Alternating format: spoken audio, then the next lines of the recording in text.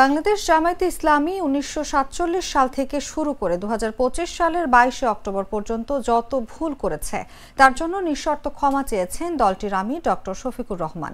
যুক্তরাষ্ট্রের নিউ ইয়র্কে স্থানীয় সময় বুধবার সাংবাদিকদের সঙ্গে মতবিনিময় সভায় বক্তব্য দেন জামায়াত আমির। তিনি বলেন, কমপক্ষে ৩ বার ক্ষমা চাওয়া হয়েছে।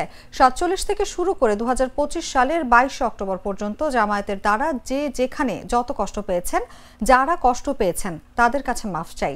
এটা গোটা জাতি হলেও চাই, ব্যক্তি হলেও চাই। এ সময় জাতীয় সংসদ নির্বাচনের আগেই পিআর সহ বিভিন্ন ইস্যুতে গণভোটের দাবি জানান জামায়াত আমির। শফিকুর রহমান বলেন, ফেব্রুয়ারিতে রোজার আগে নির্বাচন নিয়ে কোনো অনিশ্চয়তা নেই। জামায়াত ক্ষমতায় গেলে সাংবিধানিক অধিকার অনুযায়ী সংখ্যালঘুরা নির্বিঘ্নে থাকবে বলেও মন্তব্য করেন তিনি।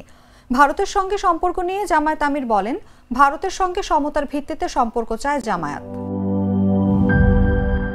বান্ডেল থাকলে প্রতি সেনমানিতে টাকা বাঁচবে। বিকাশ সেনমানি বান্ডেল কিনে জিতুন প্রতি লেনদেনে।